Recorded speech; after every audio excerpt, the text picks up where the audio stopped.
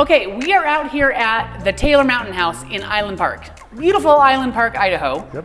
Which is up north, if you don't know where, by West Yellowstone. Correct. So B&B is built in, we're calling it the Taylor Mountain House because it's on Taylor Mountain Road. Yep. So this is built on the reservoir. Correct. Right? And so we're seeing out the windows. And seeing the lake behind us. And seeing the lake behind us. And this is set, and there's houses a lot of times, like a home like this, is set to enhance the views. Correct. And so what do they have to think about? How does this work? So with this house, it's on a point. And so the architect, when he designed it, he drew it so that out of every window you have a great view.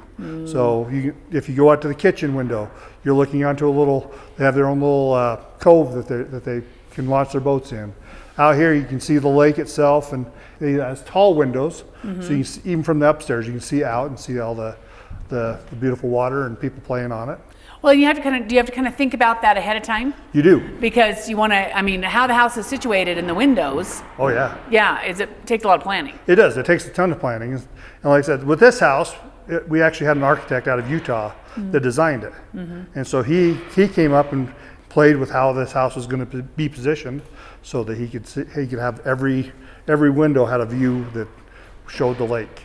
So as we think about these windows, if you're looking out like this, and these are big, tall windows, yes. Do you have to have a certain type of window, or can you use a standard window? Because this is a lot of sun. Right. I would think. With these windows, again, the biggest thing with them is just making sure that you can have some that have a UV coating on them. These ones have the argon in it to help with the insulation, to keep it so that in summertime you're not getting all that solar gain.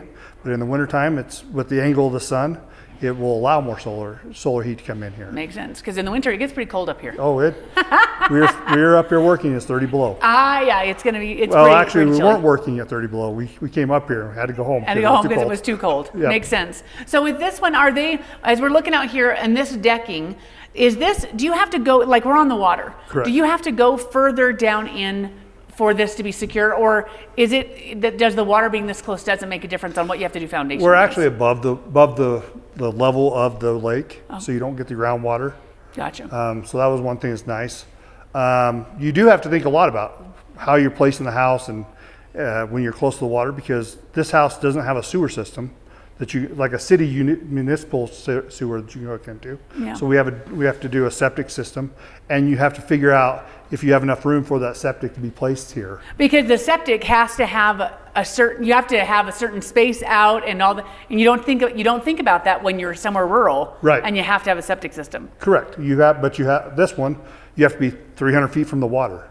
And so you have to make sure that your lot's big enough to accommodate that, but also you just want to make sure that you have a plan so you have the ability to have a driveway to just make sure that it's going to work with what you got. That's one thing a lot of people don't think about is if you don't have city services. Yep. Where's Elevation. the septic and the elevation end, because it has to have a grade and it does all that. Correct. And so this one, actually, our grade doesn't quite work. So we have to actually put in a chamber to pump the water out to the drain field. Wow.